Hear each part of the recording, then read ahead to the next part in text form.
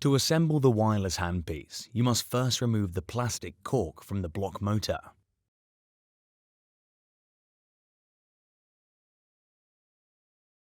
Take the bounding plastic and place it on the rotary axis of the block motor.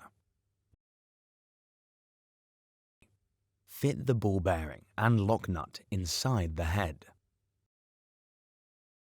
Use the screwdriver from the assembly tools pack, thread it, and just screw the two pieces together.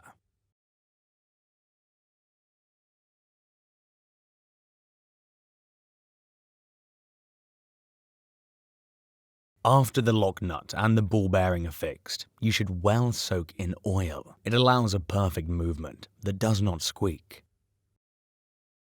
Then you will screw the head on the block motor. We slide the tube around the block motor. Finally, we screw the last part on the rear part of it. The wireless handpiece is almost ready. You will choose a punch that you will introduce into the head of the handpiece from the front. With the little key that slides into the punch slot, you place the punch inside the axis of the wireless handpiece, pushing it into place.